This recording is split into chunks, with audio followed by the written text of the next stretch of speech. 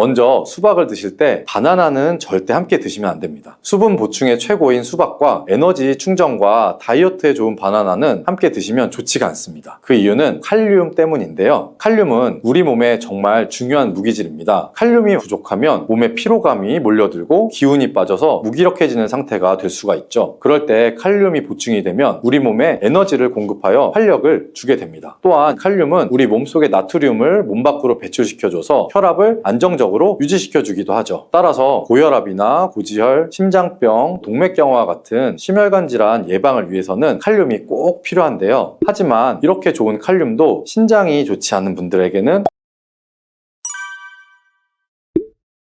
여름하면 생각나는 과일 어떤 게 있죠? 바로 수박이죠. 더울 때 갈증과 더위를 씻어주는 수박도 함께 드시면 독이 되는 음식이 있다는 사실 알고 계셨나요? 당뇨가 있는 분들은 특히 수박을 꺼려하는 경우들도 있는데요. 수박을 드실 때 올바로 알고 드시면 건강한 분들 뿐만 아니라 당뇨가 있는 분들에게도 보약이 될 수가 있습니다. 그리고 수박 껍질 버리기 참 귀찮죠? 이 수박 껍질을 활용하는 방법도 있으니 기대해 주시고 시청해 주시면 좋습니다. 지금부터 수박과 상극인 음식들과 주의할 점, 함께 먹으면 보약이 되는 음식, 그리고 수박의 효능까지 모든 것을 알려드릴게요.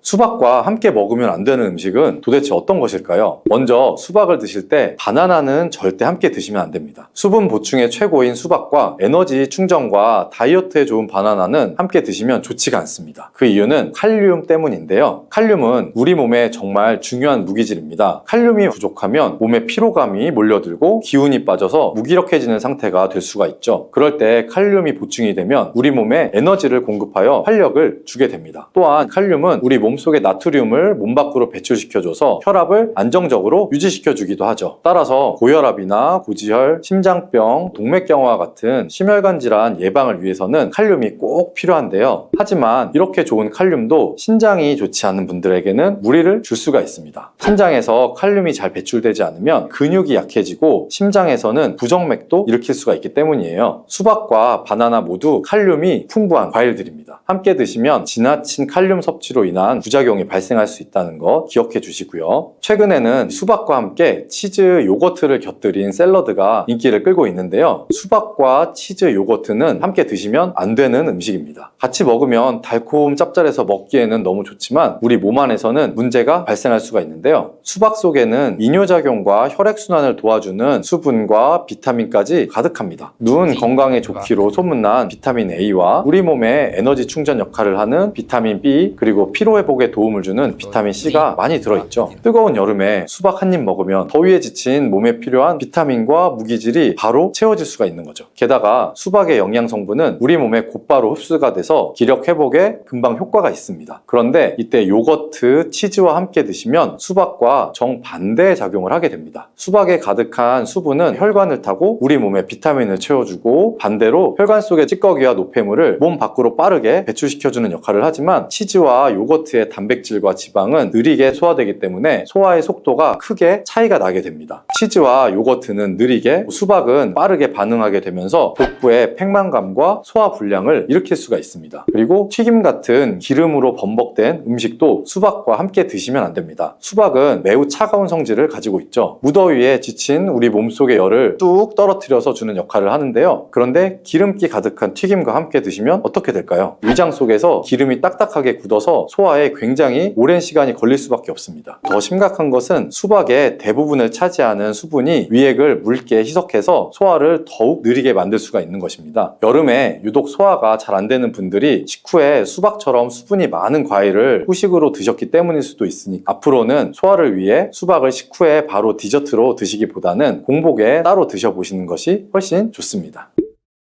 그렇다면 수박은 무엇과 어떻게 드시는 것이 좋을까요? 깜짝 놀랄만한 음식인데요. 바로 계피가루입니다. 수박에 계피가루를 살짝 뿌려 드시면 어떤 효과가 있을까요? 국민대학교 식품영양학과의 연구 결과에 따르면 계피에 들어있는 폴리페놀 성분이 우리 몸의 인슐린 저항성을 개선시켜준다고 하는데요. 인슐린 저항성이 개선이 되면 혈당이 낮아지고 당뇨병의 위험이 줄어들게 되죠. 수박과 계피가루를 함께 드시면 이런 당뇨 관리 효과를 배로 누릴 수가 있습니다. 수박의 당이 혈당을 높일까 떨어질까 걱정하시는 분들도 계피가루와 함께 드시면 안심하고 수박을 드실 수가 있는 것이죠. 계피가루를 도대체 어떻게 수박과 같이 먹냐고요? 그럴 줄 알고 함께 먹는 방법도 준비했습니다. 수박 토마토 샐러드인데요. 수박 한쪽과 토마토 한 개를 적당한 크기로 준비해 주시고 올리브 오일 한 스푼과 상추나 깻잎 같은 녹색잎 채소를 곁들이고 계피가루를 살짝 뿌려주시면 완성이 됩니다. 한 가지 더 알려드리자면 수박 레몬 주스도 있는데요. 물 200ml 정도에 수박 한쪽, 레몬 한 개를 믹서에 갈아주고 계피가루를 살짝 넣어 마시면 됩니다. 토마토도 수박과 함께 드시면 정말 좋은데요. 수박의 색이 빨간 이유는 라이코펜이라는 성분 때문입니다. 토마토가 기적의 항암식품으로 불리는 이유가 바로 이 빨간색 라이코펜 성분 때문이죠. 놀랍게도 수박에는 토마토보다 라이코펜이 무려 30% 정도 많이 들어있다고 합니다. 수박의 라이코펜이 우리 몸속에서 각종 혈관 질환의 원인인 활성산소와 혈전을 제거해 줄 수가 있고요. 또한 세포가 노화되고 산화되는 것을 막아주고 정상세포가 암세포로 변하는 것을 원천 차단해 줍니다. 라이코펜이 풍부한 수박과 토마토를 함께 드시면 암을 예방하는 것은 물론이고 암세포를 사멸시킬 수도 있겠죠. 토마토의 유기산과 수박 속의 칼륨이 함께 작용하면서 세포의 활성을 도와주고 혈관을 청소하며 염증까지 제거해 줄 수가 있습니다. 실제로 토마토와 수박의 항암 효능은 전립선암과 동맥경화에 매우 효과적으로 나오고 있습니다. 조금 전 알려드렸던 수박과 토마토를 함께 샐러드로 드셔도 좋고 갈아서 주스로 드셔도 정말 좋습니다. 수박과 토마토의 라이코펜 성분은 지용성 성분이기 때문에 기름과 함께 드시면 좋은데요. 수박과 토마토를 기름에 살짝 구워서 드셔도 좋고 올리브유를 드레싱으로 뿌려서 드시거나 견과류와 함께 곁들여 드시면 항암 성분의 흡수율이 2배 이상 극대화될 수가 있습니다.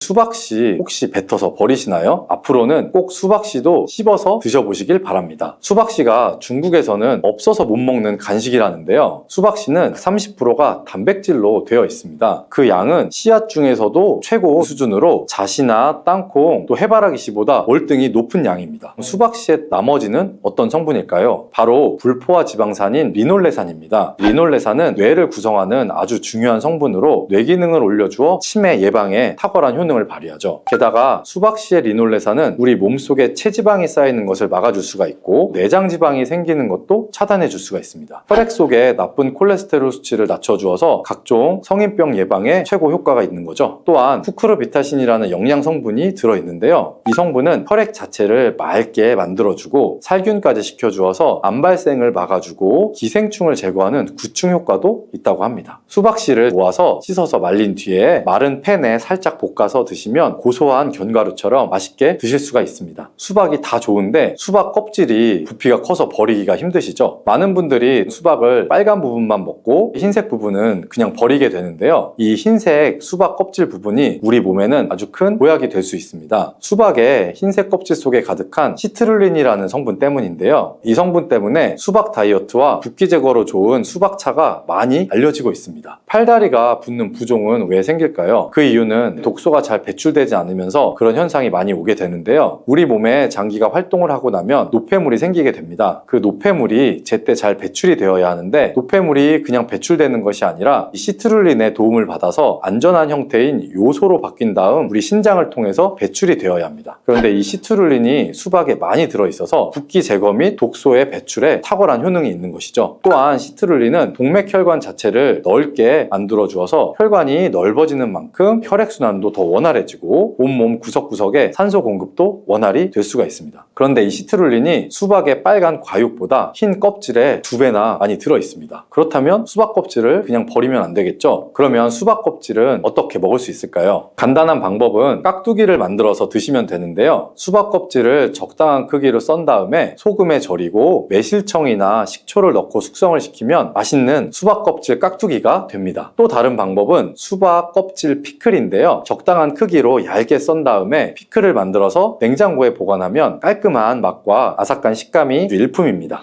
또 우리가 여름이면 햇빛에 피부가 많이 그을리잖아요. 그때 이 수박 껍질을 사용하면 좋은데요. 수박 껍질에 비타민이 특히 많기 때문에 얇게 썰어서 간 다음에 얼굴에 팩을 해주시면 여름철 자외선에 지친 피부와 주름을 탱탱하게 펴줄 수 있고 수분까지 보충해 줄 수가 있습니다. 특히 피부 트러블과 염증에도 좋은 진정 효과가 있으니까 꼭 한번 해보시길 바랍니다. 수박에는 먼저 말씀드린 효능들 외에도 생각지 못한 놀라운 효능이 많이 있는데요. 특히 노화 방지에 좋은데요. 수박에는 라이코펜, 베타카로틴, 비타민 등 항산화 성분이 풍부하게 들어있어서 노화의 원인인 활성산소 제거에 도움을 주기 때문에 노화 방지 및 탄력 있는 피부 유지에 도움이 됩니다. 그리고 수박에는 비타민C가 풍부해서 피부 미백과 피부 미용에도 좋고, 수박에 들어있는 수분이 피부에 보습 효과를 주고 자극받은 피부를 진정시켜 줄 수가 있습니다. 그리고 수박은 피로 회복에도 좋은데요. 몸속에서 흡수가 잘 되는 포도당과 과당이 풍부하게 들어있기 때문에 피로를 빠르게 회복시켜 줄 수가 있고요. 아르기닌도 풍부해서 더위로 인한 피로 회복과 숙취 해소에도 도움이 될 수가 있습니다. 또한 비타민 복합제 중에 하나인 콜린 성분도 풍부하기 때문에 뇌 기능을 원활하게 만들어 잠도 편하게 잘 수 있도록 도와주기도 하고요. 면역력도 강화해 줄 수가 있는데요. 수박의 이 라이코펜 성분이 면역 체계를 교란하는 활성산소를 제거해 주어서 감기, 독감 등 호흡기 질환 예방에도 효과적입니다. 이 밖에도 수박은 칼로리가 낮고 수분과 식이섬유가 풍부해서 포만감을 높여주기 때문에 다이어트 할 때도 도움을 받을 수 있고요. 지방 분해와 근육을 강화시키는 데도 탁월한데요. 특히 근육통 완화에 효과적입니다. 수박에 들어있는 칼륨과 시트룰린 성분이 근육을 이완시켜주는 작용을 하기 때문에 고강도 운동을 하거나 과로를 했을 때 오는 근육 통증을 완화하는 데 도움을 줄 수가 있습니다. 농업식품 화학지식 저널에 따르면 수박 주스를 하루에 약 473ml 정도 마신 선수들은 근육통이 덜 발생하고 심장 박동수도 낮은 것으로 확인되었다고 발표하기도 했습니다. 사과의 유기산과 우유의 카제인이라는 성분이 만나게 되면 엉기는 현상이 일어나서 이게 덩어리가 져요. 덩어리가 져서 위 속에 들어가면 위 산하고도 만나서 더 큰 덩어리가 형성되고, 더 큰 덩어리가 형성되니까 소화가 늦어지겠죠. 소화도 힘들어져요. 이렇게 평소 소화가 잘 되고 건강한 사람이랑은 별로 상관이 없는데, 그렇지 않은 분들한테는 소화불량과 대장염도 일으킬 가능성도 있고, 이게 지속적으로 반복이 되면 대장암이 생길 수도 있죠. 사과와 함께 드시면 보약이 되는 음식도 있는데요. 바로 매일 사과 한 개를 먹으면 병원에 가지 않아도 된다는 말은 많이들 들어보셨죠? 사과는 그만큼 우리 몸을 건강하게 하는 많은 영양소가 들어있습니다. 사과는 꼭 아침에 먹어야 돼, 아침에 먹어야 된다고 하는 사람들도 많은데 그 말이 정말 사실일까요? 정답은 그렇지 않다입니다. 그 이유를 보면 사과에는 신맛, 상큼한 맛이 나죠. 바로 사과 안에는 유기산이 풍부하기 때문인데, 그래서 유기산 때문에 신맛이 나는 것이에요. 이 유기산은 우리 몸에 이로운 정도 있지만 평소에 속쓰림이 자주 있거나 위염, 식도염이 있는 분들이 아침에 공복에 사과를 먹게 되면 우리 몸의 위 점막에 심한 자극을 줄 수 있어요. 빈속에 안 그래도 속이 쓰리신 분도 많은데, 음식물이 있을 때 위 안에서 위산이 분비되고 위액이 분비돼야 중화가 되면서 우리 위도 코팅이 되고 건강한데, 음식이 없을 때 위산이 분비되면 오히려 위벽을 깎아먹게 되는 효과를 나타내거든요. 그래서 평소에 위가 약하거나 위염이 있으신 분들, 역류성 식도염이 있으신 분들, 이러신 분들 같은 경우에는 공복에 사과를 드시는 게 오히려 독이 될 수가 있습니다. 또한 마늘과 파 같은 음식은 열을 내는 음식이라고 하면, 우리 사과는 우리 몸을 차갑게 하는 과일이라서 몸이 찬 분들은 사과를 드실 때 또 주의를 하셔야 돼요. 위염 같은 증상이 있는 분들은 공복에 사과를 드시면 사과가 소화도 되지 않고 설사를 하게 될 가능성도 높고, 평소에 아랫배가 차거나 손발이 차서 수족냉증에 걸리신 분들도 많으시고 혈액순환도 안 되고, 또 생리기간 중에 있으신 여성분들도 사과를 드실 때는 주의하셔야 됩니다. 이런 분들이 사과를 드실 때는 아침에 공복보다는 아침 식사 후에 드시는 게 좋고, 사과를 보관할 때도 보통 냉장고에 보관했다가 차게 해서 꺼내 드시잖아요. 냉장고에서 꺼낸 사과를 바로 드시면 시원하고 아삭해서 맛있죠. 근데 미리 꺼내놓고 사과의 온도를 실온으로 맞춰서 드시는 것이 우리 위장 내부에도 좋습니다. 또한 사과를 팬에 구워 드셔도 되고 익혀 드셔도 됩니다. 그렇다면 왜 아침에 먹는 사과가 보약이라는 말이 굉장히 우리가 많이 알고 있을까요? 건강하신 분들은 사과를 아침 공복에 드시면 더욱 좋은데, 그 이유는 사과에는 펙틴이라는 식이섬유가 풍부해 우리 장 운동을 활발하게 하고 장내 노폐물을 배출하는 데 도움을 줘 하루를 건강하게 시작할 수 있기 때문입니다. 한 가지 꼭 기억하셔야 할 점은 사과를 껍질째 드셔야 한다는 것입니다. 실제 연구에서는 사과의 껍질에는 안토시아닌이나 퀘르세틴, 에피카테킨 같은 이러한 식물성 폴리페놀 성분이 사과의 그 과육보다 사과 껍질에 훨씬 더 많이 함유되어 있는 것이 밝혀졌고, 또 이러한 껍질을 버리고 깎고 먹게 되면 사과의 좋은 영양소는 극히 일부만 드시게 되는 것이죠. 사과에는 펙틴 말고도 정말 다양한 영양소가 있는데, 사과에는 어떤 효능이나 영양소가 있는지 한번 알아보겠습니다. 사과는 먼저 장을 건강하게 해줘요. 요즘 프로바이오틱스, 프리바이오틱스 굉장히 많죠, 유산균. 이렇게 사과가 천연 프리바이오틱스로서 장내의 우리 몸, 장 안에 좋은 균을 많이 생기도록 해주는 작용을 해줍니다. 이렇게 장내에 좋은 균이 많이 생기게 되면 장의 환경이 좋아지는 건데, 그렇게 되면 단맛, 자극적인 맛이 강한 가공식품에 대한 식욕도 줄어들고 건강한 식품을 먹고 싶은 욕구도 늘어나게 돼요. 또 장이 건강해지면 우리 면역력이 또 좋아지고, 이렇게 다 선순환으로 이어져 가는 건데, 장에는 물론 좋은 세균, 나쁜 세균들이 굉장히 많이 존재가 해요. 근데 좋은 세균만 많아도 안 되고 나쁜 세균만 많아도 안 돼요. 좋은 세균, 나쁜 세균이 어느 정도 밸런스를 이루어져서 우리 몸의 면역력을 형성하게 되는데, 그때도 굉장히 중요한 게 프로바이오틱스, 프리바이오틱스, 우리가 흔히 많이 먹는 유산균입니다. 사과에도 아까 말씀드린 프리바이오틱스가 들어있고, 또 사과를 드시면 자연스럽게 체중도 줄어들고 다이어트하는 효과까지 누릴 수 있게 돼요. 이렇게 사과를 먹게 되면 장내에서 소화가 되면서 뷰티르산 같은 단쇄지방산이 만들어지게 되는데, 이 지방산이 우리 몸에 손상된 장벽을 회복시켜주는 역할을 해줘서 우리 장이 건강해지는 거예요. 장벽을 회복시키는 것이 중요한 이유가, 우리 장벽이 손상되면 손상된 곳에 독소들이 하나하나씩 침투가 되게 되고, 증상이 심해지면 장누수증후군이라는 질병도 발병이 되고, 이런 증상이 나타나면 독소들이 혈액을 타고 돌아다니게 되고 악순환이 반복이 되는 거죠. 그래서 장이 안 좋아지면 피부에 염증도 일으킬 수가 있고, 아토피와 같은 면역력이 이제 과잉되거나 면역력의 불균형 증상을 일으킬 수 있게 되는 거죠. 이렇게 사과를 드시면 이런 증상을 예방해 장이 건강해져 피부도 탄력 있게 밝아지게 하는 효과도 있고, 사과 속의 풍부한 펙틴이 아까 장 운동도 활발하게 한다고 말씀드렸잖아요. 그렇게 되면 암을 유발할 수 있는 물질들이 장내에 오래 머물지 못하고 결국 대장암의 발병률도 서서히 줄어들게 되죠. 그리고 사과는 혈관도 깨끗하게 해주는데, 혈관을 깨끗하게 해주면 뇌졸중, 고혈압, 심근경색, 그런 혈관 질환도 같이 예방할 수 있게 되고, 이렇게 혈관에 활성산소가 많아지게 되면 혈전이 생겨 혈액순환을 방해하기도 하고 혈관세포를 손상시켜 노화를 촉진시키기도 하는데, 이러한 활성산소를 제거해 주는 게 우리가 흔히 알고 있는 항산화 영양제라고 해요. 말 그대로 활성산소가 우리 세포의 노화를 촉진시켜주고 우리 세포를 더 늙게 만들거든요. 이러한 것들을 제거해주는 항산화 영양소를 같이 섭취해주는 것도 매우 중요한데, 그 항산화 영양소도 사과에 들어있다는 것을 알고 계시면 좋을 것 같습니다. 또한 이러한 활성산소를 제거해서 혈전이 생기는 것을 억제하는 데 가장 큰 역할을 하는 게 플라보노이드 계열의 루틴이라는 성분인데, 이 루틴이 사과에 굉장히 많이 들어있어요. 또한 사과에는 칼륨도 굉장히 많이 함유되어 있어서, 칼륨은 혈관 내에 나트륨을 몸 밖으로 배출해주는 역할을 해요. 나트륨은 수분을 흡수하는데 칼륨이 부족하면 나트륨도 배출되지 않습니다. 이 나트륨은 혈압이 상승하며 혈관에 노폐물을 쌓이게 만드는데, 사과를 섭취해서 칼륨을 공급해주면 혈압도 방지할 수 있고 노폐물을 배출시켜주는 역할도 같이 할 수 있습니다. 또한 이러한 칼륨은 혈관을 확장시키는 작용을 해서 혈액순환도 원활하게 하고 심장박동도 안정시키고 심장의 기능도 강화하는 데 도움을 줄 수 있는 성분이에요.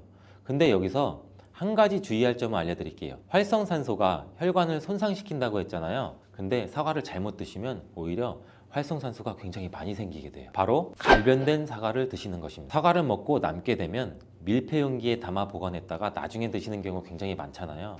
그때 우리가 단면이 사과가 갈색으로 변하게 되는데, 이는 공기 중에 산소와 만나서 산패돼서 갈색으로 변한 것이거든요. 이렇게 산패된 사과를 드시면 활성산소를 제거하는 것이 아니라 오히려 활성산소를 증가시켜 혈관 건강에 악영향을 줄 수 있으니까, 갈변된 사과는 그 부분은 바로 잘라내고 드시는 것을 추천드립니다. 또한 사과의 이로운 점 중 다른 하나는, 사과는 혈당을 조절해서 당뇨를 예방하고 그 당뇨를 회복하는 데에도 도움을 줄 수가 있어요. 당뇨가 있으신 분들은 과당이 혈당을 올려 안 좋다고 알고 계시잖아요. 굉장히 많은 분들이. 근데 사과는 오히려 혈당을 조절해 주기 때문에 당뇨가 있으신 분들은 사과를 드셔야 됩니다. 식사하기 30분 전에 사과를 드신 후에 식사를 하시면 혈당이 급격하게 오르는 혈당 스파이크 현상도 막을 수가 있어요. 사과에 단맛 때문에 당뇨가 있는 분들이 사과를 드시는 것을 꺼려 하시는데, 사과에는 단맛도 있지만 혈당은 올리는 GI 지수가 36으로 혈당 지수가 낮은 과일이에요. 근데 혈당 지수가 높은 과일이 뭔지 아세요?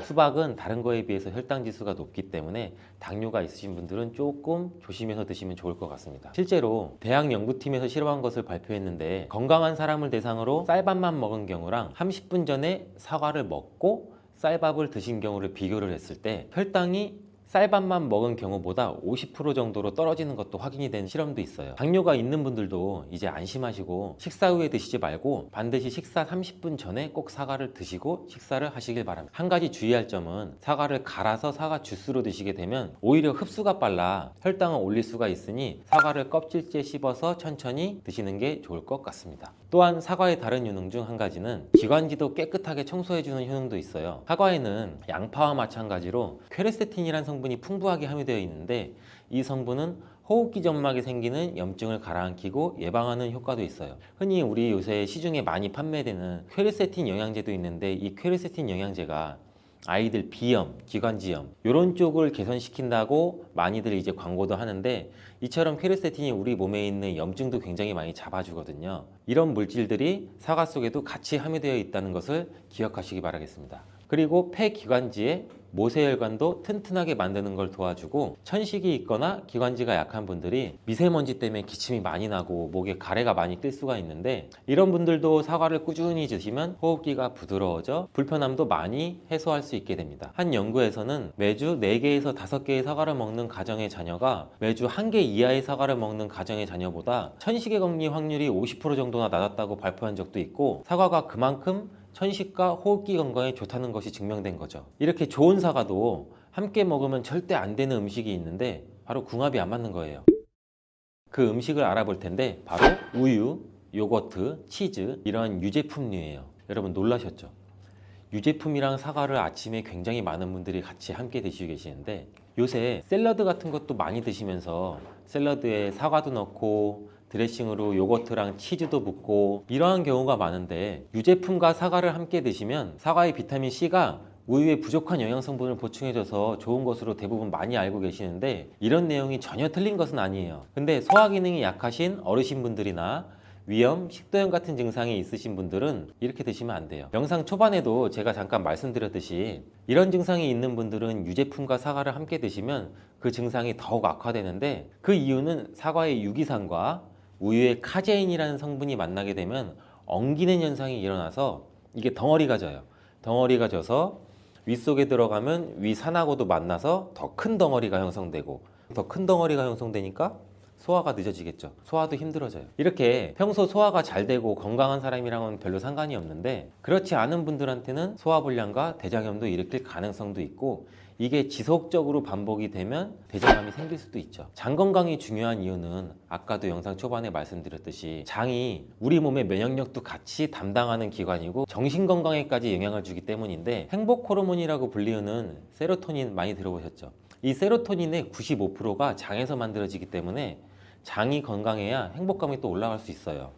여기서 또 하나 절대 드시면 안 되는 것이 바로 사과 씨입니다. 사과 주스를 만들어 드실 때 씨까지 함께 갈아서 드시는 경우도 굉장히 많이 있는데 이 사과 씨에는 아미그달린이라는 성분이 함유되어 있어요. 이 아미그달린이 소와 효소와 만나게 되면 이게 시아나수소라는 유독물질로 분해가 돼요. 이 시아나수소는 인체에서 유해한 독성이 굉장히 강한 물질인데 이걸 섭취하게 되면 두통이나 어지럼증, 구토, 복통 이러한 증상들이 나타날 수가 있고 심한 경우에는 이게 심장박동에도 영향을 줘서 호흡곤란, 혼수상태 이런 심각한 증상으로 나타날 수 있어요. 건강한 성인의 경우에는 사과 한 개에 들어있는 씨의 양에는 뭐 그닥 큰 영향이 없을 수가 있는데 독성에 약한 어린아이 그리고 연세가 많으신 분들한테는 이런 것도 굉장히 민감하게 반응할 수 있으니까 꼭 주의하셔야 됩니다. 사과는 유독 보여지는 것이 중요한 과일인데 흠집이 있거나 색상이 좋지 않으면 상품성이 많이 떨어져요. 근데 유독 윤기가 있거나 반짝반짝하고 빨갛고 색상이 짙은 사과는 웬만하면 피하는 게 좋아요. 간혹 유동 파라핀이라는 식품 첨가물을 사용해서 사과 위에 이렇게 이쁘게 보이게 코팅 처리를 한 사과일 수가 있는데 이 유동 파라핀을 섭취하게 되면 복통과 설사를 일으킬 수 있고 지용성 비타민의 흡수도 감소시킨다고 알려져 있어요. 요새는 이런 일이 거의 없긴 하지만 혹시나 사과가 너무 윤기가 흐르거나 만졌을 때 약간의 끈적임이 있다면 드시기 전에 살짝 의심 한번 해보시고 껍질을 깨끗하게 세척하고 드시거나 껍질을 벗기고 드시는 것이 안전하겠습니다. 사과와 함께 드시면 보약이 되는 음식도 있는데요. 바로 비트와 당근입니다. 굉장히 유명한 주스 아시죠? ABC 주스. ABC가 바로 사과, 비트, 당근. 애플, 비트, 캐럿 이 세 가지를 갈아서 만든 주스인데 사과, 당근, 비트를 함께 드시게 되면 영양소의 흡수율이 굉장히 증가하고 서로의 시너지를 굉장히 크게 나타내요. 이 서로의 영양소를 보완해줘서 더욱 건강하게 드실 수가 있는데 또한 식이섬유가 폭발적으로 증가해서 장운동을 촉진하고 변비 예방도 탁월해져요. 그리고 사과, 당근, 비트 이 세 가지는 모두 강력한 항산화 물질이 풍부해서 체내에 있는 활성산소를 제거해서 세포의 노화도 방지해주고 몸에 활력을 불어넣어줄 수도 있는 거예요. 함께 먹으면 보약이 되는 음식으로도 고구마도 있습니다. 이 고구마에는 베타카로틴이라는 성분이 풍부해서 항암작용과 함께 면역력도 같이 강화해 주는데 혈관 건강에도 도움을 줄 수가 있어요. 고구마를 드시면 소화가 잘 안 되는 증상도 나타날 수가 있는데 이게 왜 그러냐면 고구마 속에 함유되어 있는 아마이드라는 성분이 장에서 이상 발효를 일으켜서 가스가 차고 소화불량 증상도 같이 나타나는 건데 이때 같이 사과와 함께 드시면 사과에 함유된 펙틴이 아마이드의 이상 발효 증상을 억제해서 가스가 차는 증상을 발생하지 않도록 도와주게 돼요. 또한 이러한 사과의 효능 중 하나인 혈관을 깨끗하게 하는 것을 고구마의 베타카로틴이 도와줘서 이 효능이 극대화가 돼서 건강에 정말 좋은 음식 궁합도 될 수 있답니다. 이렇게 노랗게 변한 바나나는 색깔만 변한 것이 아니라 성분에도 변화가 생기게 돼요. 당뇨에 도움이 되는 저항성 전분은 점점 줄어들고 포도당과 과당 같은 당분은 점점 늘어나게 되는 거죠. 바나나는 속살이 부드럽고 달콤해서 남녀노소 누구나 좋아하는 과일 중 하나죠.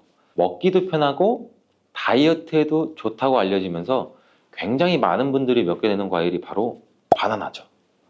이 바나나도 함께 먹으면 보약이 되는 궁합이 좋은 음식이 있고 또 함께 먹으면 오히려 독이 되는 음식도 있답니다. 오늘 영상을 통해 이 바나나의 효능, 함께 먹으면 안 되는 음식, 함께 먹으면 보약이 되는 음식, 그리고 바나나의 보관 방법까지 바나나에 대한 모든 것을 알아가시기 바랍니다. 바나나가 어떤 상태일 때를 가장 좋아하시나요, 여러분들? 저는 이쁘게 노란색으로 숙성되었을 때 먹는 것을 굉장히 좋아하는데 그 이유는 초록색일 때는 아직 단맛도 조금 덜하고 식감도 약간 서걱서걱하고 약간 맛이 없는 것 같고 근데 또 갈색의 반점이 생기면 왠지 먹기에도 좀 찝찝하고 시간이 더 지나면 상한 것처럼 무르고 이런 생각도 들어서 먹기에 좀 꺼려지는데 근데 초록색 바나나, 노란색 바나나, 갈색 바나나 각각의 영양소가 달라진다는 사실 알고 계시나요? 먼저 초록색 바나나는 덜 익은 바나나는 맞아요. 근데 그렇다고 못 먹는 바나나는 아니에요. 단맛이 약간 적은데 그 대신에 건강에 도움이 되는 성분도 들어있어요. 바로 당뇨 환자에게 도움이 됩니다. 초록색 바나나가 당뇨 환자에 도움이 된다고? 이 초록색 바나나는 소장에서 분해가 되지 않고 대장까지 내려가서 대장의 미생물에 의해 분해되는 이 저항성 전분이란 게 풍부해요. 이 저항성 전분은 이 아밀로스가 많은 탄수화물을 말하는데 이 아밀로스가 포도당으로 분해가 잘 되지 않아서 이 포도당이 소장에서 흡수가 그럼 더 안 되겠죠. 그래서 그 결과 혈당이 급격히 오르는 것도 막아주는 역할을 해요. 이렇게 분해가 잘 되지 않고 남아있는 식이섬유가 많은 저항성 전분이 많은 음식들은 결국에는 우리 장에 유산균의 먹이가 되죠. 그래서 우리 장의 장내 세균총을 건강하게 만들 수가 있고 이로 인해서 또 인슐린 감수성도 풍부하게 해주고 면역력에도 긍정적인 효과를 나타낼 수가 있어요. 이 당뇨 환자분들이 바나나가 단맛이 좋은 열대과일이라서 못 드시는 것으로 생각하시는데 앞서 말씀드린 이유로 이 초록 바나나를 드시면 굉장히 도움이 됩니다. 그리고 이 초록 바나나는 소화되는 시간이 노란 바나나에 비해서 길기 때문에 이 포만감도 오래 유지시켜줘서 다이어트하는 식단에도 도움을 줄 수가 있어요.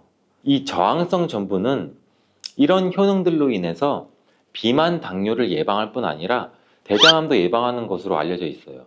단 한 가지 주의할 점은 이 과민성 대장 증후군이 있으신 분들이 초록색 바나나를 드시면 오히려 증상이 더 악화될 수 있으니 이 점은 주의해 주시길 바래요. 자, 두 번째로 노란 바나나인데 이 초록 바나나가 노란색으로 변할 수 있는 이유는 바로 그 에틸렌가스 때문이에요. 나무에서 똑 떨어진 바나나는 이 꼭지에서 에틸렌가스라는 물질이 분비가 되는데, 이때 이 초록색을 띠게 만드는 이 클로로필이라는 색소가 에틸렌가스에 의해서 분해가 돼서 점점 노란색으로 변해가는 거예요. 이렇게 노랗게 변한 바나나는 색깔만 변한 것이 아니라 성분에도 변화가 생기게 돼요. 당뇨에 도움이 되는 저항성 전분은 점점 줄어들고 포도당과 과당 같은 당분은 점점 늘어나게 되는 거죠.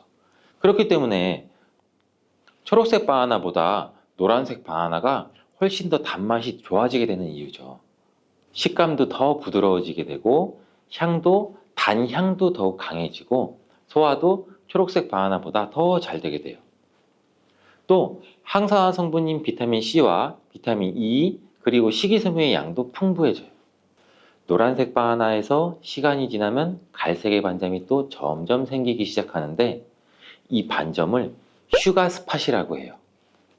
이름처럼 바나나의 당분 함량이 점점 높아지면서 당분이 농축돼서 만들어지는 건데, 바나나가 상한 게 아닌가, 이 갈색 반점을 보면 간혹 오해하시는 분들도 있는데, 색깔이 변했을 뿐이지 상한 것은 아니에요.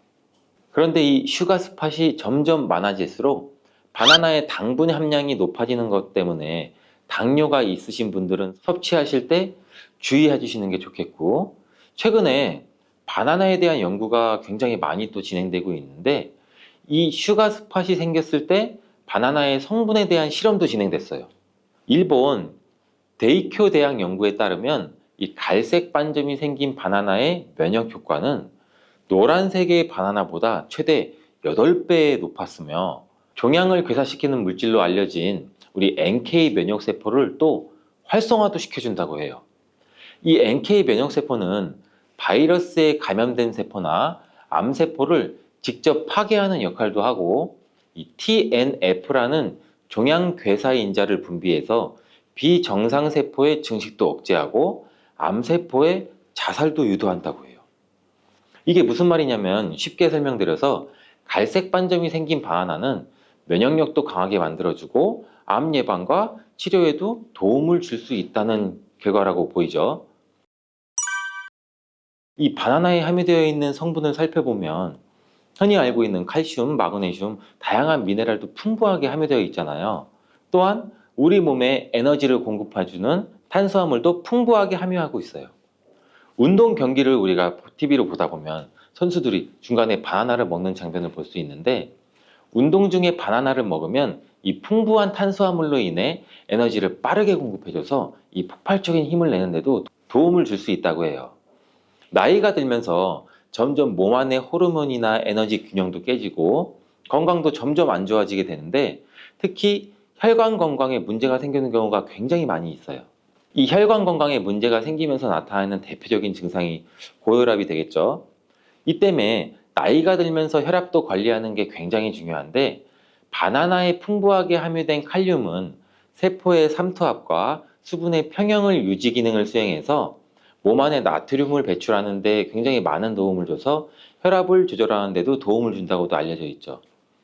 성인의 하루 칼륨의 권장 섭취량이 남성은 약 한 4,700ml 정도 되고 여성은 3,500ml 정도 되는데, 실제로 섭취하는 칼륨의 양은 남성은 55%, 여성은 75% 정도만 섭취하는 것으로 통계를 통해 확인할 수도 있어요.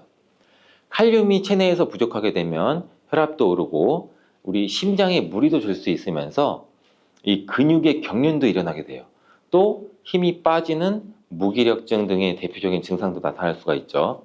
또 바나나 한 개에는 하루 권장 섭취량의 약 15%의 칼륨이 함유되어 있어 우리가 부족한 칼륨을 보충하는데 탁월한 도움도 줄 수 있죠. 또 바나나에는 비타민 B6도 풍부한데, 이 비타민 B6는 피리독신이라고 불리우는데 인체의 기능을 정상적으로 유지하는 데 굉장히 중요한 역할을 하는 수용성 비타민이에요.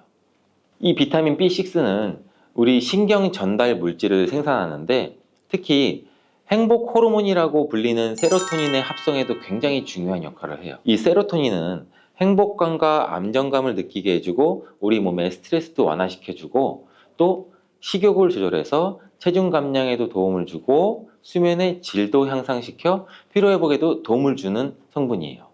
이러한 효능으로 우울증, 불안장애, 불면증 이렇게 정신질환도 같이 예방되고 치료하는 데에도 활용되는 성분이 세로토닌이에요. 쉽게 말해서 바나나를 섭취하면 행복감을 높일 수 있는데 도움을 줄 수 있다는 거죠. 또 비타민 B6는 우리 몸의 호모시스테인 농도도 조절해줘서 이 심혈관 질환이나 뇌혈관 질환도 예방하고 단백질을 분해해서 몸에 에너지를 공급하는 데도 도움을 줘서 우리 바나나를 먹으면 힘이 나는 거예요. 이렇게 좋은 효능이 있는 바나나도 함께 먹이면 오히려 독이 되는 식품이 있는데 그 첫 번째가 바로 우유예요. 우유? 바나나 우유? 이 그렇게 유명한 바나나 우유도 있는데 무슨 말을 하는 건지 이렇게 생각하시는 분들도 있죠. 맞아요. 우유에 풍부한 칼슘은 흡수가 잘 안 돼서 다른 미네랄 성분이 필요한데 대표적으로 비타민 D와 마그네슘이 칼슘의 흡수를 도와주죠. 바나나의 칼륨과 함께 우리 몸속의 나트륨을 배출해주는 효능도 극대화시켜주기도 하는데 이 우유에 풍부한 트립토판도 세로토닌의 분비도 도와줘서 바나나와 함께 행복도를 높이는데 탁월한 효능을 발휘하기도 해요. 하지만 이러한 효능도 소화를 잘 시켰을 때 이야기예요. 이 소화력이 좋은 분들한테는 이런 효능을 누릴 수 있지만 나이가 들면 들수록 소화가 잘 안 되시는 분들이 바나나와 우유를 함께 드시게 되면 이 불용성인 바나나가 위 속에 오래 남아있게 되고 바나나의 유기산과 당분이 우유의 풍부한 단백질, 칼슘과 결합해서 소화가 더 어려워지게 된다고 해요.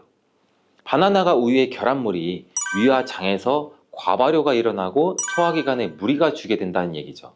이렇게 되면 위염이나 식도염 등 다양한 질환이 나타날 수 있고 계속되면 만성질환이 나타날 수도 있고 위 건강이 안 좋으신 분들이나 위가 약하신 분들, 소화가 잘 안 되시는 분들은 주의해서 드시라고 말씀을 드리는 거예요.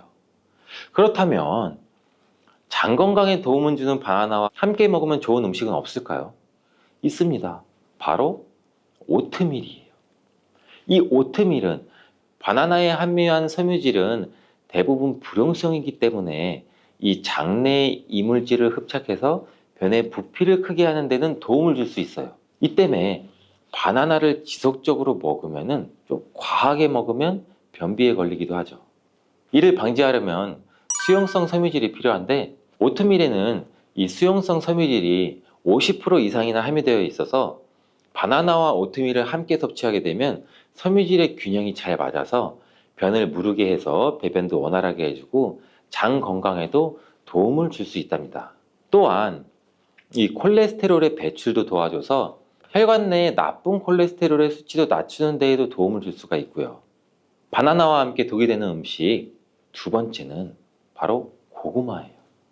고구마는 바나나와 함께 다이어트에 도움이 되는 음식으로 함께 섭취하는 경우가 종종 있는데 이 고구마와 바나나는 복합 탄수화물이 풍부해서 포만감을 길게 유지해줘서 다이어트에 물론 도움이 될 수 있어요. 하지만 한 가지 문제가 있는데 바나나와 고구마 둘 다 칼륨 함량이 높다는 거예요. 칼륨은 과다하게 섭취하게 되면 우리 몸에 고칼륨 혈증을 일으킬 수도 있고 이로 인해서 무력감이나 피로감, 메스꺼움, 구토, 호흡곤란 이런 증상도 올 수가 있으며 심한 경우 저혈압이나 부정맥, 근육마비나 심장마비 이런 심각한 부작용도 나타날 수가 있는데 소량 섭취하면 큰 문제가 되지 않지만 과량 섭취 시 신장이 약하신 분들 또 몸에서 칼륨 배출이 원활하지 않기 때문에 고구마와 바나나를 지속적으로 과다하게 함께 드시게 되면 신장도 망가뜨릴 수가 있어서 이런 점을 주의하면 좋다고 말씀드리는 거예요. 바나나와 함께 먹으면 보약이 되는 음식은 오트밀에 이어서 파인애플이 있어요. 이 바나나와 파인애플에는 브로멜라인이라는 효소가 풍부한데 이 효소는 운동 후에 생기는 근육의 염증을 빠르게 회복시키고 또한 근육의 피로 회복에도 도움을 주는 것으로 알려져 있어요. 또한 바나나와 파인애플을 함께 드시게 되면 단백질 분해를 극대화해서 소화도 돕고 소화기 질환에도 예방하는 효과를 가져요. 바나나와 함께 먹으면 보약이 되는 음식 이 세 번째는 바로 카카오예요. 바나나는 이 도파민이라는 신경을 자극하는 물질이 많이 함유가 되어 있는데 카카오에는 이 도파민 생성의 원료가 되는 아미노산이 풍부해서 카카오와 바나나를 함께 드시면 이 행복도를 높이는 효능이 극대화가 될 수가 있어요. 카카오에는 폴리페놀과 이 플라보노이드 등의 항산화 물질이 풍부해서 우리 몸의 활성산소도 제거해주고 세포의 노화도 방지해줘요. 바나나에도 항산화 물질인 베타카로틴과 비타민 C가 풍부해서 카카오와 바나나를 함께 드시면 항산화 효과도 같이 높일 수가 있는 거죠. 바나나와 함께 먹으면 보약이 되는 음식 이 네 번째는 바로 견과류예요. 바나나와 견과류를 함께 드시면 이 세로토닌의 분비가 촉진이 돼서 마음을 차분하게 하고 숙면을 취하는 데도 도움이 돼요. 또한 바나나의 풍부한 마그네슘은 근육의 이완을 돕고 견과류의 트리토판을 세로토닌으로 바꿔주는 성분인 이 비타민 B6가 바나나에 풍부해서 견과류와 바나나를 함께 드시면 불면증과 우울증을 예방하고 개선시킬 수 있는데 도움을 줄 수 있다고 하네요. 자, 이제 그럼 바나나의 보관법을 한번 알아볼 텐데 바나나를 보관하실 때는 바나나의 꼭지 부분을 랩이나 호일로 감싸주신 상태에서 바나나 거리 같은데 걸어두시는 게 좋아요. 그렇게 하면 바나나 꼭지에서 나오는 에틸렌 가스를 어느 정도 차단해줘서 숙성되는 것을 방지해서 조금 더 오래 보관할 수 있고, 그리고 열대 과일인 바나나는 냉장고에 보관하게 되면 냉해를 입어 바나나 색이 굉장히 빠르게 검은색으로 변하게 돼요. 바나나를 오래 보관하시려면 껍질을 벗긴 상태에서 먹기 좋은 크기로 잘라서 냉동 보관하셨다가 드시는 것도 추천을 드리겠습니다. 국제의학 바이오저널의 연구에 따르면 블루베리의 이 폴리페놀 성분과 우유의 단백질의 이 친화성 때문에 블루베리와 우유를 함께 먹게 되면 블루베리의 항산화 성분이 대부분 파괴된다고 발표했어요. 그리고 우유에 함유된 칼슘은 블루베리의 이 안토시아닌 성분과 만나면 킬레이트화가 된다는데 이것은 둘이 결합해서 덩어리를 만든다는 거예요. 그러면 당연히 불용성 물질이 되겠고 침전물이 생기고 우리 몸에서 녹거나 흡수가 되지 않겠죠. 그래서 몸 밖으로 배출이 된다는 소리예요. 이 과정에서 우리 몸에 머물면서 소화되지 않기 때문에 위와 장에 굉장히 큰 부담을 줄 수가 있고, 이 때문에 블루베리와 우유를 자주 섭취하거나 위와 장이 약하신 분들이 드실 경우에는 위장에 염증도 유발할 수 있고 위장관 질환이 생길 수가 있겠죠. 특히 신체 기능이 많이 떨어져 있고 나이가 많이 드신 분들이 이렇게 지속적으로 계속 드시면 위장에 안 좋을 수 있으니 주의해서 드시길 바래요. 블루베리 주스를 만들어 드실 때는 우유 대신 오트밀이나 물을 첨가해서 드시는 게 좋겠죠. 우유가 블루베리와 맞지 않는다고 해서 요거트도 맞지 않는다는 것은 아니에요. 요거트는 발효 과정을 거쳐 단백질이 쉽게 분해되기 때문에 항산화 성분의 흡수율을 오히려 높여줘요. 요거트에 냉동 블루베리를 얹어서 먹는 것은 좋은 블루베리를 먹는 방법이 되겠습니다. 블루베리를 드실 때 주의하셔야 할 분들도 있어요. 블루베리에는 살리실산이라는 성분이 있는데 이것 때문에 알레르기 반응을 일으키시는 분들이 간혹 있거든요. 블루베리는 세계 10대 건강식품에 들어갈 만큼 우리 몸을 건강하게 하는데 굉장히 큰 도움이 되는 과일이에요. 최근 10년간 소비량이 가장 많이 늘어난 과일이기도 한데 특히 50대 이상에서 굉장히 급속도로 섭취량이 늘어나고 있대요. 이렇게 섭취량이 급속도로 올라가고 있는 이유는 블루베리가 먹기에도 편하고 건강에도 좋다고 알려지고 있기 때문인데 냉동 블루베리의 판매량도 요새 굉장히 많이 증가되고 있다고 해요. 냉동 블루베리를 씻지 않고 그냥 드시는 분들이 또 굉장히 많아지고 있어요. 누구는 그냥 먹어도 돼, 어떤 사람은 반드시 씻어 먹어야 돼, 의견이 굉장히 분분해요. 영상을 통해서 제가 블루베리 먹는 방법과 블루베리 효능, 함께 먹으면 안 되는 음식과 함께 먹으면 좋은 음식까지 블루베리에 대한 모든 것 제가 지금 알려드릴게요.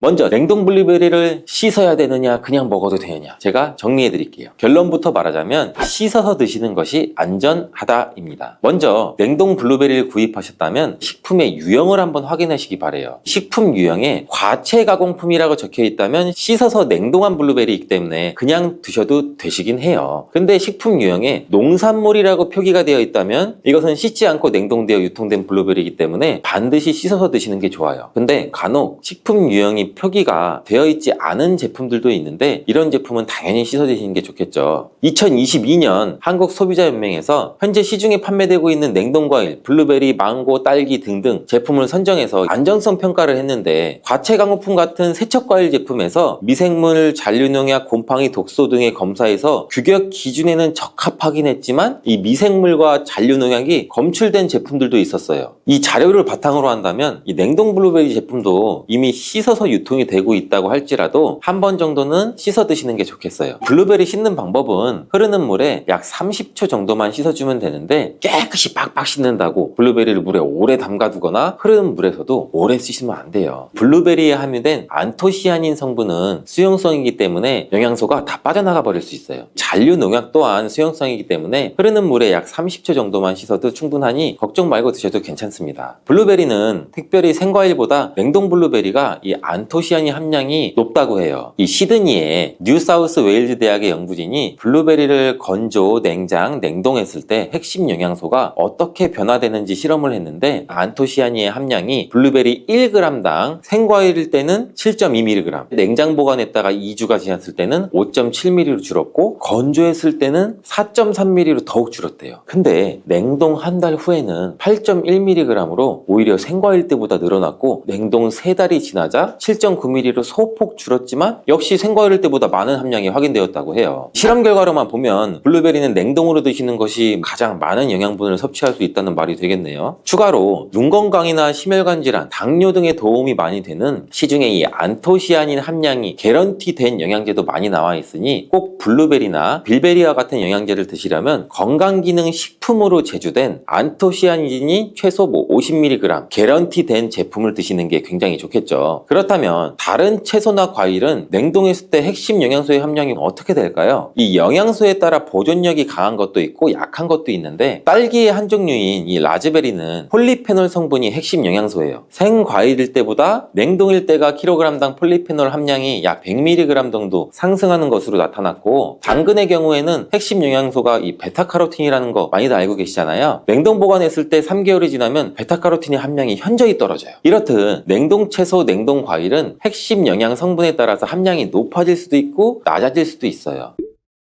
냉동 블루베리를 구입하셔서 보관할 때는 주의사항이 있어요. 판매되는 냉동 블루베리는 대량으로 포장되어 있는데 한 번에 드실 수가 없는 양으로 포장이 되어 있어요. 냉동 블루베리는 해동해서 드시게 되면 녹으면서 안토시아닌까지 함께 녹아 나오기 때문에 냉동실에서 꺼내 바로 드시는 게 가장 좋아요. 혹시나 해동이 되었다면 다시 냉동하시면 안 돼요. 해동이 되면서 미생물이 증식을 하게 되고 그 상태로 냉동을 하면 미생물까지 함께 냉동이 돼요. 그것을 드시면 당연히 복통이나 설사나 이런 걸 유발할 수가 있겠죠. 블루베리의 핵심 영양소인 안토시아닌은 폴리페놀의 일종으로 식물에 굉장히 많이 함유된 청자색을 띠는 성분이에요. 블루베리의 색깔이 짙은 보라색을 띠는 것은 바로 이 안토시아닌 성분 때문에 그런데 안토시아닌의 과일변 함량에서는 빌베리, 블루베리가 가장 높은 함량을 가지고 있는 것으로 알려져 있는데 안토시아닌 함량이 높고 좋은 빌베리일수록 우리가 먹었을 때 입안에 보랏빛으로 착색이 심하게 되는 경우가 많아요. 인공색소가 아니기 때문에 전혀 걱정 안 하셔도 되고 10분 정도 지나면 자연히 없어지니 시중에 빌베리, 블루베리가 포함된 건강기능 식품을 드셨을 때 오히려 착색이 되더라도 전혀 걱정하지 않으셔도 돼요. 안토시아닌의 가장 큰 효능은 눈을 건강하게 한다는 것. 이 안토시아닌은 로놉신의 제합성을 촉진시켜서 이 시력을 보호하고 백내장이나 안구건조 등 망막염 등 눈질환을 예방하기도 해요. 눈의 피로와 노화를 방지해서 초기 근시도 예방하는 것으로 알려져 있는데 강력한 항산화 물질인 이 안토시아닌은 우리 몸의 활성산소를 제거해서 세포의 노화를 방지해주는데 뇌세포의 노화까지 같이 예방을 해준다고 해요. 폴리페놀 성분인 이 안토시아닌은 우리 뇌의 신경세포를 보호해주고 신경 전달 물질의 분비를 촉진시켜 뇌기능도 향상시켜주면서 뇌의 해마를 자극해서 기억력도 향상시키고 치매를 예방하는 데도 도움을 줄 수가 있다고 해요. 이 테로스틸벤 성분이 뇌의 신경 전달 물질인 도파민과 노르에피네프린의 분비를 촉진시켜서 집중력을 향상시키는 데에도 도움을 주는 것으로 알려져 있고요. 간단히 말하자면 블루베리를 꾸준히 많이 섭취하시면 기억력, 집중력을 향상시키고 치매를 예방하는 데에도 조금이나마 도움을 줄 수 있다는 거예요. 또한 활성산소를 제거하는 이 안토시아닌은 피부 미용에도 굉장히 좋은 효능을 발휘하는데 이 피부 노화를 방지할 뿐만 아니라 염증을 제거하고 억제하는 효과도 있어 여드름 피부를 개선하는 데에도 도움이 돼요. 또한 비타민과 미네랄이 풍부해서 피부를 건강하게 유지하고 풍부한 안토시아닌과 비타민 C는 피부의 수분을 유지하는 데도 도움을 주고 주름도 예방하고 피부 톤도 밝게 하는 데도 도움을 줄 수가 있죠. 그리고 풍부한 식이섬유는 장의 운동을 촉진시켜주고 장내의 노폐물도 흡착하고 배출을 시켜서 피부 트러블 개선하는 효과도 같이 가지고 있어요. 나이가 들면서 머리 숱도 줄어들게 돼서 탈모를 걱정하시는 분들도 굉장히 많은데 블루베리가 탈모 예방에도 굉장히 효과적이에요. 블루베리에 들어있는 이 안토시아닌은 튼튼한 모발이 자라날 수 있도록 모낭세포를 자극해주고 두피세포의 노화를 예방해서 탈모를 또 예방하게 되는 거예요. 블루베리에 함유된 또 비타민 C는 머리카락 조직 형성에 필수적인 성분이고 콜라겐 생성을 촉진시킬 수 있는 성분이어서 모발을 강화하고 두피 건강을 증진하는 데에도 굉장히 큰 도움이 돼요. 항산화 성분이 안토시아닌은 머리카락 세포도 송산시키는 이 자유라디칼을 제거하고 머리카락 손상을 예방하는 데 도움이 돼서 탈모를 또 예방하는 그런 원리죠. 블루베리는 당뇨의 위험이 있는 분들한테 굉장히 큰 도움이 되거든요. 블루베리, 빌베리는 혈당 수치를 낮춰주고 당분을 에너지원으로 사용하는 이 신진대사의 과정을 촉진해주는 효능이 있어요. 미국의 당뇨병 협회는 빌베리, 블루베리를 당뇨병 슈퍼푸드라고 부르면서 블루베리를 꾸준히 드시면 인슐린 감수성을 향상시키고 혈당을 낮추는 데 도움이 된다고 발표했어요. 블루베리에 대한 연구를 굉장히 많이 진행을 했는데 하루에 약 150g의 블루베리를 섭취한 실험군은 혈당 스파이크의 발생이 현저히 낮아졌고 인슐린 수치 또한 낮아진 것으로 확인되었다고 발표했어요. 블루베리에 함유된 이 안토시아닌뿐만 아니라 칼륨, 비타민 B6는 또 심장 건강을 지키는 데 굉장히 큰 도움을 주는데 이 성분은 우리 몸의 콜레스테롤과 혈액의 지방을 감소시켜서 혈액순환을 또 원활하게 해준다고 해요. 이러한 효능으로 심장마비나 협심증을 일으키는 죽상동맥경화증을 예방하는 데 굉장히 큰 도움을 주게 되죠. 또한 호모시스테인이 우리 몸에 과다하게 축적이 되면 혈관을 손상시켜요. 그리고 혈전을 생성해서 이 심장마비, 뇌졸중 이런 심혈관 질환을 유발할 수 있는데 블루베리의 풍부한 엽산과 비타민 B6는 호모시스테인의 축적을 방지해서 심혈관 질환도 예방할 수가 있어요. 블루베리를 많이 드시는데 이 블루베리 잎에는 관심이 별로 없는 것이 사실이에요. 블루베리 잎이 열매의 항산화 효능보다는 뛰어나다고 하는 사실 알고 계신가요? 블루베리 잎은 열매보다 이 안토시아닌 함량이 또 높고 또한 폴리페놀의 일종인 클로로겐산의 함량도 높아서 열매보다 항산화 효과가 20배에서 30배 정도 높은 것으로 알려져 있어요. 굉장히 놀랍지 않아요? 이러한 블루베리 잎은 차로 우려서 드시면 되는데 물 1리터 정도에 잎 약 4g 정도를 넣고 10분 정도 끓인 후에 식혀서 드시면 돼요. 블루베리가 새콤달콤 맛이 난다면 블루베리 잎차는 구수한 맛이 나더라고요.